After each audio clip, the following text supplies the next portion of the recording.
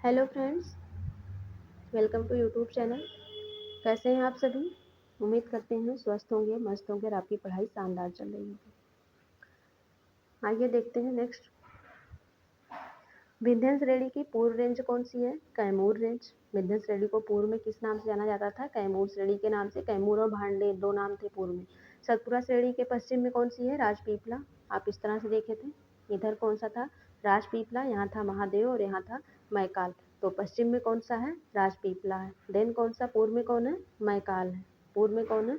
मैकाल है। तो इधर आपका बीच में कौन है? महादेव। आपसे ये पूछा जाए यदि कि महादेव मैकाल, ये जो मैकाल श्रेणी है इसकी सबसे ऊंची चोटी कौन सी है? इसकी सबसे चोटी ऊंची कौन सी है? अमरकंटक। मैकाल की सबसे ऊंची चोटी कौन सी है? अमरकंटक। और महादेव की सबसे ऊंची चोटी कौन सी है? धूपगढ़। अमरकंटक की सबसे ऊंची चोटी, महादेव की सबसे ऊंची चोटी कौन सी है? धूपगढ़। और मैकाल की सबसे ऊंची चोटी कौन सी है? अमरकंटक। कौन सी है? अमरकंटक। नेक्स्ट देखिए, छोटा नागपुर पठार। ये आपका छोटा क्रम लगाने के लिए दे सकता है। छोटा नागपुर पठार है, ये दंडकारण्य पठार है और ये आपका उसके नीचे बस्तर का पठार है। इधर आपका शिलोंग का पठार है, ये कार्बी आंगलोंग का पठार है जो असम में स्थित है। ठीक है। और शिलोंग का पठार का उपनाम मेघालय का पठार भी बोला जाता है। शिलोंग पठार को क्या बोला जाता है? मेघालय का पठार भी बोला जाता है, अन्य नाम इसका है। और शिलोंग पठार को या मेघालय को मालदा गैप से अलग होती हैं। मालदा गैप से अलग होती है किससे? प्रायद्वीपीय से। प्रायद्वीपीय पठार के हिस्सा है जो मालदा गैप से अलग हुआ है। दंडकारण्य पठार और बस्तर का पठार कहाँ पर है? छत्तीसगढ़ और उड़ीसा में। छत्तीसगढ़, एक सेकेंड, छत्तीसगढ़। दंडकारण्य का पठार छत्तीसगढ़ व उड़ीसा में है। दंडकारण्य का पठार छत्तीसगढ़ व उड़ीसा में है। छत्तीसगढ़ व उड़ीसा में है दंडकारण्य पठार, जबकि बस्तर का पठार कहाँ पर है? छत्तीसगढ़ में है। दक्कन पठार सबसे ज़्यादा कहाँ फैला हुआ है? महाराष्ट्र में। ये लास्ट क्लास में आप देख चुके हैं। तत्पश्चात कर्नाटक, आंध्र प्रदेश और तेलंगाना में पड़ता है। दक्कन पठार पर हरिश्चंद्र श्रेणी जो महाराष्ट्र में स्थित है, सतमाला पहाड़ी, अजंता पहाड़ी, काबिलगढ़ की ही स्थित है। दक्कन पठार का निर्माण किससे हुआ है? ज्वालामुखी से हुआ है। महाराष्ट्र में सर्वाधिक कौन सी मिट्टी पाई जाती है? काली मिट्टी। काली मिट्टी को अन्य नाम से जाना जाता है कौन कौन सी? कपासी मिट्टी भी बोला जाता है। कपासी मिट्टी बोला जाता है क्योंकि इसमें कपास की खेती बहुत अच्छी होती है और इसी को हम रेगुर मिट्टी भी बोलते हैं। कौन सी मिट्टी? रेगुर मिट्टी भी इसी को बोलते हैं। सर्वाधिक फसल कौन सी होती है महाराष्ट्र में? कपास की होती है। क्यों होती है? क्योंकि वहाँ पे काली मिट्टी पाई जाती है और काली मिट्टी में कपास की खेती बेहतर तरीके से होती है। शिलोंग पठार प्रायद्वीपीय पठार का ही एक भाग है। नेक्स्ट देखते हैं। ये रहा आपका छोटा नागपुर का पठार। छोटा नागपुर पठार को दो भागों में कौन सी नदी बांटती है? आप पढ़ चुके हैं कि दामोदर नदी दो भागों में बांटती है। दामोदर नदी के उत्तर के हिस्से को हजारीबाग का पठार बोलते हैं, जबकि दक्षिण के हिस्से को रांची का पठार बोलते हैं। रांची के पठार से दो नदियां निकलती हैं। कौन कौन सी दो नदी निकलती है? ब्रह्मगिरी नदी और स्वर्णरेखा नदी। ब्रह्मगिरी नदी और स्वर्णरेखा नदी इसी रांची के पठार से निकलती है। दामोदर नदी रांची के पठार से निकलती है तथा स्वर्णरेखा व ब्रह्मगिरी नदी जो उड़ीसा में स्थित है वो भी रांची के पठार से निकलती है।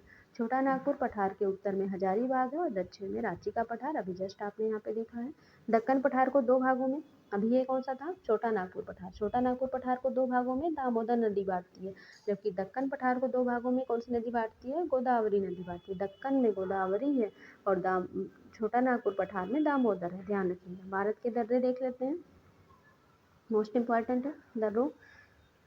इसमें देखिए बनिहाल दर्रा, यहाँ पे आप अभी बस ऐसे देखिए कि स्थिति कौन कहाँ पे स्थित है, बाकी किस स्टेट में स्थित है ये भी नीचे आपको मिल जाएगा। ये बनिहाल दर्रा है, जोजिला दर्रा, बुर्जिल दर्रा, ये आपके यहाँ पे स्थित है।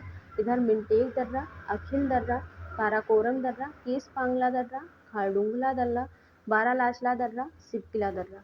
इधर आपका नाथुला दर्रा, जेलेपला दर्रा। और यहाँ पर आपका है यांगयाब दर्रा, कांगरी करपोला दर्रा, दीपू दर्रा, यांगसार दर्रा, लिखापानी दर्रा। अब कौन कहाँ पे स्थित है? जो इधर वाले आपके स्थित है, ये यांगयाब इसमें आपका मोस्ट इम्पॉर्टेंट है, दीपू इम्पॉर्टेंट है, लिखा पानी इम्पॉर्टेंट है। लिखा पानी का हाल ही में विवाद हुआ था इसलिए भी आपका इम्पॉर्टेंट है। इधर आपका सिक्किम वाले जेलेपला और नाथुला भी मोस्ट इम्पॉर्टेंट है। इधर आपका बरालाचला और सिपकिला, हिमाचल प्रदेश वाले बरालाचला और सिपकिला बहुत इंपॉर्टेंट है। हिमाचल प्रदेश में रोहतांग भी है। नेक्स्ट आपका इधर आप देख सकते हैं बनिहाल जोजिला, ये आपके मोस्ट इम्पॉर्टेंट, बाकी उत्तराखंड वाले ये सभी इम्पॉर्टेंट हैं। धागा, माना, नीति, लिपुलेख और मोलिंगला। धागा, माना, नीति, लिपुलेख और मोलिंगला। इसकी ट्रिक सब आपको आगे मिलेगी। हिमाचल प्रदेश के ये तीनों आपके इम्पॉर्टेंट हैं। कौन कौन से? सिप किला, रोहतांग और बड़ा लाचला। दीफू, यांगसाड़, लीखा पानी, ये जो तीनों दर्रे हैं कौन कौन से? दीफू, यांगसाड़ और लीखा पानी, ये तीनों दर्रे अरुणाचल प्रदेश, दीफू, यांगसाड़ और लीखा पानी, ये तीनों दर्रे म्यांमार और अरुणाचल प्रदेश की सीमा पर स्थित हैं। कौन से किस स्थान पे? मांडले नामक स्थान पर पाए जाते हैं। राजस्थान में कौन सा दर्रा है? बोरन घाट दर्रा। और महाराष्ट्र का ये दर्रा थालघाट, भोर घाट, मोस्ट इंपॉर्टेंट, बार बार पूछा जाता है। राजस्थान का बोरन घाट दर्रा, महाराष्ट्र का थालघाट और भोर घाट दर्रा। केरल का कौन सा दर्रा है? पाल घाट और सेनकोट्टा दर्रा। ये पाल घाट सबसे ज़्यादा पूछा जाता है। पाल घाट सबसे ज़्यादा इंपॉर्टेंट आपका पाल घाट है। अरुणाचल प्रदेश का बोमडिला, ये कोमडिला नहीं, ये आपका बोमडिला है। बोमडिला भी मोस्ट इंपॉर्टेंट है। नाथुला सिक्किम, सिक्किम के ये दोनों दर्रे नाथुला और जेलेपला, नाथुला और जेलेपला। कांगरी करपोला दर्रा कहाँ पाया जाता है? अरुणाचल प्रदेश से पाया जाता है। नाथुला और जेलेपला आपके मोस्ट इंपॉर्टेंट है। कांगरी करपोला दर्रा भी कहाँ पाया जाता है? अरुणाचल प्रदेश से पाया जाता है। सिंधु नदी की सहायक नदी, सिंधु नदी की सहायक नदी कौन कौन सी है? सिंधु, झेलम, चिनाब, रावी और ब्यास। सिंधु, झेलम, चिनाब, रावी और ब्यास। नेक्स्ट देखते हैं सिंधु, झेलम, चिनाब, रावी और ब्यास। नेक्स्ट हम इसको एक बार मैप से देख लेते हैं तो ज़्यादा क्लियर हमको समझ में आएगा। ये देखिए आपकी सिंधु नदी है जो चेमायुंग, तिब्बत के चेमायुंगडू ग्लेशियर से निकलती है। सिंधु नदी लद्दाख पर्वत श्रेणी को काटती है। ऊपर कौन सा था? काराकोरम था, देन लद्दाख था, देन जास्कर था। तो ये लद्दाख और जास्कर के बीच बहती है, लद्दाख को काटते हुए निकलती है। यहाँ से देखिए एक लद्दाख रेंज को काटती हुई इस तरह से आपकी सिंधु नदी बाहर निकलती है। देन आपकी झेलम नदी, झेलम नदी यहाँ बेरीनाग से निकलती है। कहाँ से निकलती है? बेरीनाग से। झेलम नदी कहाँ से निकलती है? बेरीनाग से निकलती है। इस तरह से आपकी बुलर झील से होते हुए ये आपकी आ जाती है झेलम नदी। नीचे आपकी है चिनाब नदी, हिमाचल प्रदेश से निकलती है चिनाब नदी। चिनाब नदी आती है और ये झेलम में मिल जाती है, यानी झेलम आगे भी जा रही है लेकिन चिनाब नदी झेलम में मिल करके लुप्त हो जाती है। और इधर से आपकी आती है कौन सी? रावी नदी। कौन सी नदी है ये? रावी नदी। यहाँ रावी नदी आती है। हिमाचल प्रदेश से ही ब्यास नदी निकलती है जो हरिके नामक स्थान पर सतलज नदी मिल जाती है। सतलज नदी यहाँ तिब्बत के क्षेत्र से आ रही है। कहाँ से? राकसताल से। राकसताल से होकर के इधर तिब्बत नदी आ रही है जिसमें आकर के ब्यास नदी हरिके नामक स्थान पर मिल जाती है। और ये सभी नदियाँ मिठानकोट नामक स्थान पर मिलती हैं। सभी नदियाँ कहाँ पर मिलती हैं? मिठानकोट नामक स्थान पर मिलती हैं। ये श्रीनगर है आपका, नीचे आपका जम्मू है। और श्रीनगर की राजधानी, जम्मू की राजधानी कहाँ है ये आप बताइए। और ये उलर झील स्थित है यहीं पर श्रीनगर में। झेलम की सहायक नदी कौन सी है? चिनाब नदी। चिनाब नदी झेलम की सहायक क्यों है? क्योंकि भी आप देखें कि ये झेलम नदी जा रही थी, चिनाब नदी उसी में आकर के लुप्त हो रही थी। ब्यास नदी कहाँ से निकलती है? ब्यास कुंड से निकलती है। ब्यास व सतलज नदी कहाँ पर मिले? अभी आपने देखा हरिके नामक स्थान पर मिले हैं। और सभी नदियाँ कहाँ भी मिलती हैं? मिठानकोट नामक स्थान पर मिलती हैं। झेलम का पुराना नाम मितस्ता है, मोस्ट इम्पॉर्टेंट।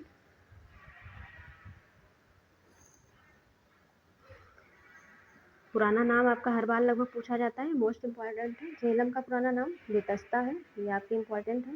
क्या है ये? मोस्ट इम्पॉर्टेंट है, लगभग हर एग्जाम में पूछे जाते हैं। चिनाब का पुराना नाम क्या है? अस्कनी है। ब्यास का पुराना नाम क्या है? बिपाशा है। ब्यास का पुराना नाम क्या है? बिपाशा है। और सतलज का पुराना नाम क्या है? शत्रुधि है। सतलज का पुराना नाम क्या है? शत्रुधि है। ब्यास का पुराना नाम क्या है? बिपाशा है। ब्यास का पुराना नाम क्या है? बिपाशा है, ध्यान रखिएगा। क्या है?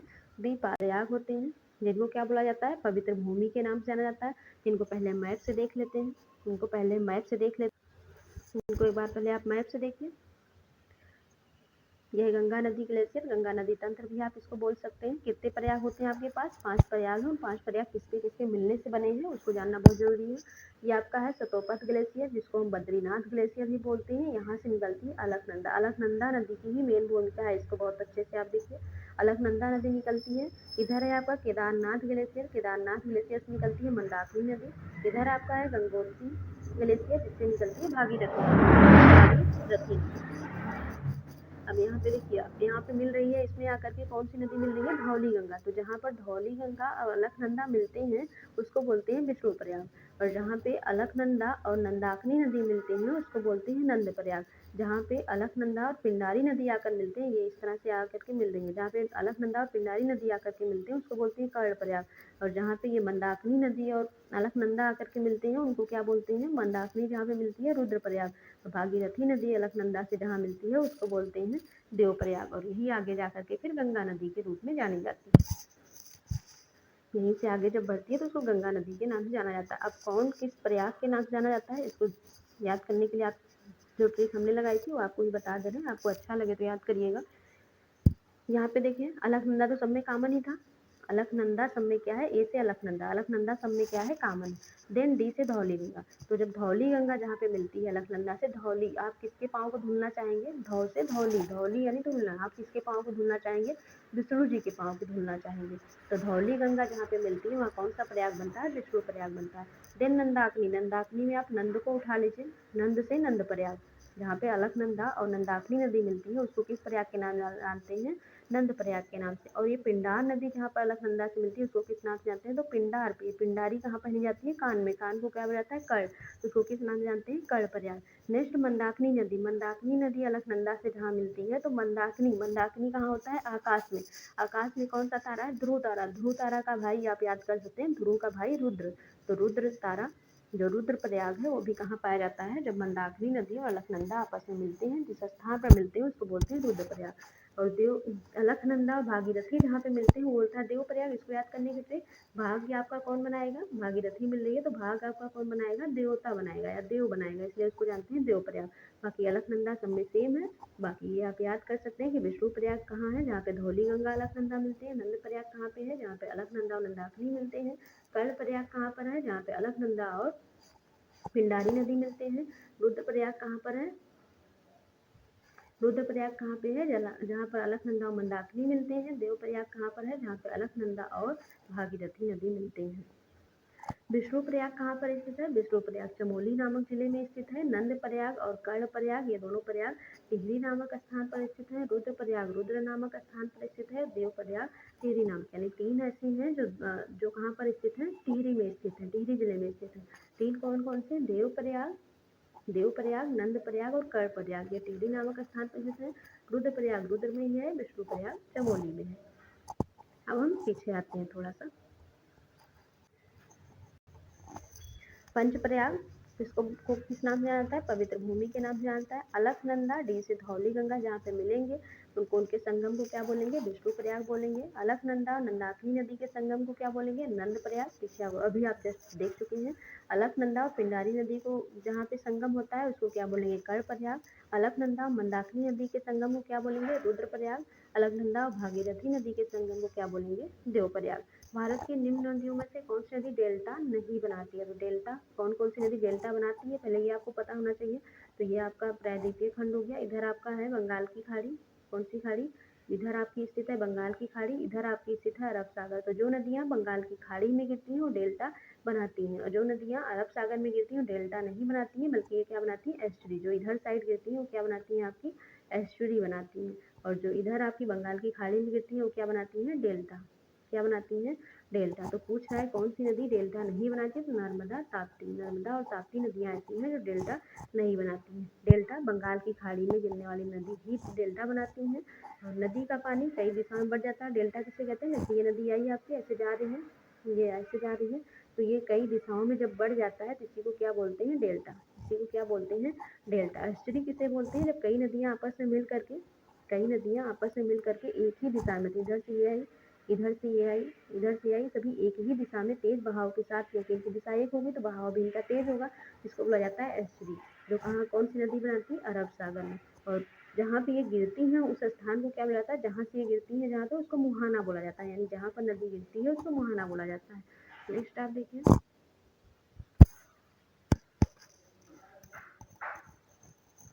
नदी जो भ्रंश घाटी से बहती है कौन सी है, नर्मदा व ताप्ती नदी है। पश्चिम की ओर बहने वाली नदी ही क्या बनाती है, भ्रंश घाटी का निर्माण करती है। स्वर्णरेखा रांची के पठार से निकलती है, अभी आपने देखा था स्वर्णरेखा। और कौन सी, एक कौन सी थी, ब्रह्मगिरी नदी, ये दोनों कहाँ से निकलती है, रांची के पठार से। दामोदर नदी भी रांची के पठार से निकलती है। छोटा नागपुर पठार से दामोदर नदी निकलती है। के पूर्व में राजमहल की पहाड़ी है। छोटा नागपुर पठार के पूर्व में क्या है? राजमहल की पहाड़ी है। कौन सी नदी एस्चुरी नहीं बनाती है? तो महानदी जो है ये एस्चुरी नहीं बनाती है। क्यों नहीं बनाती है? क्योंकि ये बंगाल की खाड़ी में गिरती है। इसके मुहाना जो है पूर्व साइड में है। कौन कौन सी बनाती है एस्चुरी? नर्मदा, ताप्ती और मांडवी। नर्मदा, ताप्ती और मांडवी क्यों बनाती है एस्चुरी? क्योंकि ये तीनों कहाँ गिरती है? बंगाल की खाड़ी में गिरती है। यमुना की सहायक नदी, अभी आप छोटे छोटे पार्ट्स में देखिए, फिर आप बड़े पार्ट्स में देखिएगा सभी नदियाँ एक साथ। ये कौन सा है? यमुना है। कौन सी नदी है? यमुना नदी है, जो पूर्वी की साइड में बह रही है। ऊपर से इसमें आती है, ऊपर यानी आप इसको बोल सकते हैं ये है बाएं तट की नदी, ये है बाएं तट से आकर के मिलने वाली, और ये है आपकी दाएं तट से आकर मिलने वाली। कौन सी तट से? दाएं तट से। तो चंबल, सिंध, बेतवा, केन, चंबल, सिंध, बेतवा और केन ये आकर के मिलती है दाएं तट से। टोंस और हिंडर मिलती है किधर से? बाएं तट से। बाएं तट से टोंस, हिंडर बाएं, ये इंपॉर्टेंट वाली है, मिलती और भी है, जो मेन हमें बताया जा रहा है। अभी आगे आप सारी पढ़ लीजिएगा। सिंध, बेतवा, केन क्या है? मालवा पठार से निकलने वाली नदियां हैं जो दाएं तट से यमुना नदी में आकर के मिलती है। यमुना नदी किसकी सहायक नदी है? यमुना नदी गंगा की सहायक नदी है। ये उत्तराखंड के बंदरपुर चोटी से, उत्तराखंड के यमुनोत्री ग्लेशियर की बंदरपुर चोटी से निकलती है। ये गंगा की एकमात्र ऐसी सहायक नदी है जो निकलती तो हिमालय से है, किंतु मिलती किस तट से है? दाएं तट से। क्योंकि यदि गंगा ऐसे बह रही है तो इसके हिमालय ऊपर ऐसे है, तो इसको मिलना ऐसे चाहिए, लेकिन नहीं, ये निकल के ऐसे आकर के गंगा में मिलती है। इसलिए बोला जाता है कि हिमालय की एकमात्र निकलने वाली नदी है जो किस तट से आकर के मिलती है? दाएं तट से निकलती है। यही सबसे बड़ी सहायक नदी भी है उसकी, गंगा की। गंगा की सहायक नदी देख लीजिए। ऊपर बायां तट हो गया, ये आपकी गंगा है, ऊपर से बाएं तट की नदियाँ मिल रही हैं, नीचे से आपकी दाएं तट की नदियाँ मिल रही हैं। तो रामगंगा, गोमती, ये रामगंगा आ रही है, ये आपकी गोमती है, घाघरा है, गंडक है, कोसी है, देन महानंदा। नीचे से कौन मिल रही है? यमुना और सोन। यमुना आपकी हिमालय से निकल के आती है, सबसे लंबी सहायक नदी है इसकी, सोन। अब आपसे ये पूछा जाएगा कि सबसे पूर्व में कौन सी नदी मिलती है गंगा से? तो सबसे पूर्व में मिलती है महानंदा, महानंदा। और सबसे पश्चिम में कौन सी नदी मिलती है? तो आप बोलेंगे रामगंगा। इसकी याद करने की ट्रिक क्या है? क्योंकि इधर साइड ज़्यादा नदियाँ हो गई हैं दाएं तट से, तो आप याद करिएगा RGG RGG आर से रामगंगा, जी से गोमती, जी से घाघरा, जी से गंडक, के से कोसी, एम से महानंदा। कोसी को किस उपनाम से जाना जाता है? ये आप कमेंट बॉक्स में बताइए। निम्नलिखित में से केटन निर्मित झील कौन सी है? केटन निर्मित यानी जो ज्वालामुखी से निर्मित होती है, ज्वालामुखी क्रिया से। लोनार झील है। कौन सी नदी है? लोनार झील है, जो ज्वालामुखी निर्मित झील है, और ये पिंडों के गिरने से, उल्का पिंडों के गिरने से बना हुआ है, उल्का पिंडों के गिरने से ही बना हुआ है। और महाराष्ट्र के बुलढाना जिले में पाई जाती है। लोनार झील खारे पानी की झील है। अमरकंटक से निकलने वाली नदी कौन सी है? तो अमरकंटक से निकलने वाली नदी कौन सी है? सोन नदी। अमरकंटक से निकलने वाली नदी कौन सी है? सोन नदी। पेरियार केरल से निकलती है, पेरियार नदी जो है केरल से निकलती है। केरल को किस नाम से जाना जाता है? या शांत घाटी कहाँ पाई जाती है? केरल में पाई जाती है। शांत घाटी या साइलेंट वैली, इसको क्या बोला जाता है? Silent valley. ये कहाँ पाई जाती है? केरल में पाई जाती है। कार्डेमम की पहाड़ी भी केरल में पाई जाती है। कार्डेमम का उपनाम क्या है? इलायची की पहाड़ी, यानी इसको इलायची की पहाड़ी के नाम से जाना जाता है। अन्नामलाई पहाड़ी भी कहाँ पाई जाती है? केरल में पाई जाती है। सबसे ऊंची चोटी अन्नामलाई की अनाईमुदी है, जो 2695 है। कौन सी नदी भ्रंश घाटी से होकर के बहती है? ताप्ती तथा नर्मदा नदी कहाँ पर है? भ्रंश घाटी से होकर के बहती है। कौन सी नदी अरावली पर्वतमाला से निकलती है? तो अरावली पर्वतमाला से भी 3 नदियाँ निकलती हैं, और अमरकंटक से भी 3 निकलती हैं, अरावली से भी 3 निकलती हैं।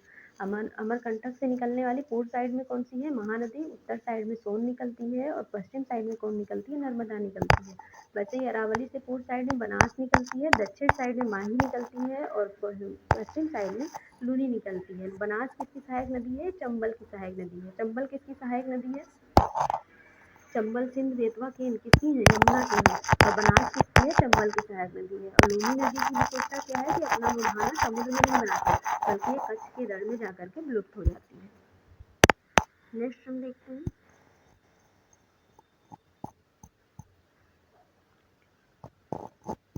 किस नदी के द्वारा जलोढ़ शंकुओं का निर्माण नहीं होता है? किस नदी के द्वारा जलोढ़ शंकुओं का निर्माण नहीं होता? जलोढ़ शंकु कहते किसको हैं? पहले हमको ये पता होना चाहिए कि जलोढ़ शंकु कहते किसको हैं। तो जलोढ़ शंकु एक तरह से आप कह सकते हैं कि जलोढ़ शंकु जो है डेल्टा ही, जलोढ़ शंकु क्या है? डेल्टा ही है। डेल्टा का निर्माण किससे नहीं होता है? तो नर्मदा ताप्ती। नर्मदा और ताप्ती नदियाँ ऐसी हैं जो क्या करती हैं, डेल्टा नहीं बनाती हैं। तो वही नदियाँ जलोढ़ शंकु भी नहीं बनाएंगी। कुल जलोढ़ शंकु और डेल्टा आप एक तरह से एक ही बात कह सकते हैं। हिमालय के अपवाह तंत्र में जो नदी तंत्र सम्मिलित नहीं है वह है तो महानदी नहीं है। क्यों नहीं है? क्योंकि महानदी ये प्रायद्वीपीय खंड में निकलती है, बहती है। गंगा से सम्मिलित कौन सी है? हिमालय के क्षेत्र में सम्मिलित कौन कौन सी नदी है? तो गंगा, ब्रह्मपुत्र और सिंधु। गंगा, ब्रह्मपुत्र और सिंधु है। तिब्बत से निकलने वाली 3 नदियां हैं, सिंधु, सतलज और ब्रह्मपुत्र। तिब्बत क्षेत्र से निकलने वाली नदियां कौन कौन सी हैं? सिंधु, सतलज व ब्रह्मपुत्र। सिंधु, सतलज व ब्रह्मपुत्र। इधर आपका ये तिब्बत का क्षेत्र है, तो यहाँ से आपकी सिंधु निकलती है, इधर आपकी सतलज निकलती है और इधर साइड आपकी जाती है ब्रह्मपुत्र। तो 3 नदियां हैं, सिंधु, सतलज और ब्रह्मपुत्र। सिंधु की कौन सी सहायक नदी शीत पंजाल से निकलती है? तो कौन सी नदी है? झेलम नदी। झेलम नदी कहाँ है? श्रीनगर के वेरीनाग से निकलती है, हिमालय का ही हिस्सा है। सिंधु नदी जम्मू कश्मीर के लेह में बहती है। सिंधु नदी कहाँ बहती है? जम्मू कश्मीर के लेह में बहती है। लद्दाख व जास्कर से होकर बहती है। सिंधु के दक्षिण में जास्कर है, सिंधु के उत्तर में लद्दाख है, क्योंकि लद्दाख ऊपर है, जास्कर नीचे है, बीच में इस हिसाब से बहती है। तो यहाँ पर क्या है? ये आपका क्या है? इधर आपकी बीच का क्षेत्र है, तो ऊपर साइड में कौन पाया जाएगा? लद्दाख पाया जाएगा। नीचे साइड में कौन पाया जाएगा? जास्कर पाया जाएगा। नेक्स्ट देखते हैं।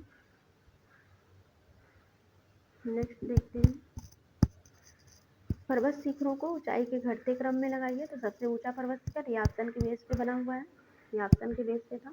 गाडविन आस्टीन है, देन कंचनजंगा है, फिर नंगा पर्वत है, फिर नंदा देवी है। नंगा पर्वत, नंदा देवी। गाडविन आस्टीन, कंचनजंगा, नंगा पर्वत, नंदा देवी। ये आप पीछे देख चुके हैं कि यहाँ पर आपका नंगा पर्वत है, ये बंदरपुर चोटी है। बंदरपुर चोटी कामेर या उत्तराखंड में है, उत्तराखंड में है। नंदा देवी है, धौलागिरी है, अन्नपूर्णा, मसालू, एवरेस्ट, मकालू, अन्नपूर्णा, एवरेस्ट, अन्नपूर्णा। यहाँ से देखिए बंदरपुर, कामेर, नंदा देवी, धौलागिरी, अन्नपूर्णा, मनसालू, एवरेस्ट, मकालू। सबसे पूर्व में कौन सी थी? नामचा बरवा। सबसे पूर्व में कौन सी थी? नामचा बरवा। हिमालय की चोटियाँ वही चीज़ आपकी यहाँ पे लिखी हुई है, हिमालय की चोटी वही चीज़ आपकी सेम टू सेम लिखी हुई है। यहाँ पे देखिए बंदरपुर है, कामेत है, नंदा देवी है, जो कहाँ पर स्थित है? तीनों उत्तराखंड में स्थित है।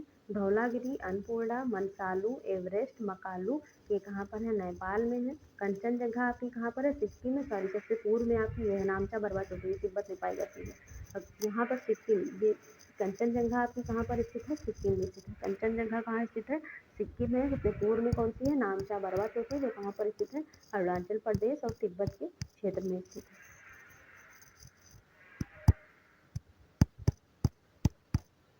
नेक्स्ट देखिए, प्रायद्वीपीय भारत की पर्वत चोटियाँ। प्रायद्वीपीय भारत की पर्वत चोटियाँ कौन कौन सी हैं? प्रायद्वीपीय भारत की पर्वत चोटियाँ कौन कौन सी हैं? इसके बाद ये हम समाप्त करते हैं। नेक्स्ट देखेंगे। यहाँ देखिए रंपा की पहाड़ी है, ये वाली कौन सी है? रंपा की पहाड़ी है। ये वाली आपकी नल्ला मलाई की पहाड़ी है। ये पालकोंडा की पहाड़ी है, जवादी की पहाड़ी है। इधर आपकी नीलगिरी की पहाड़ियाँ हैं, इधर सेवराय की पहाड़ी है, पंचमलाई है, अन्नामलाई है, कार्डेमन है। कौन कहाँ पे स्थित है ये आपको लास्ट क्लास में बताया जा चुका है। इसको आप कमेंट बॉक्स में कमेंट करिएगा। ये आप पढ़ चुके हैं। राजपीपला महादेव महाकालू है, मकालू नहीं, राजपीपला महादेव, राजपीपला महादेव दिन मैकाल है। राजपीपला महादेव मैकाल है। मैकाल की सबसे ऊंची चोटी अमरकंटक है। महादेव की सबसे ऊंची चोटी धूपगढ़ है। ये आप पढ़ चुके हैं सब पीछे।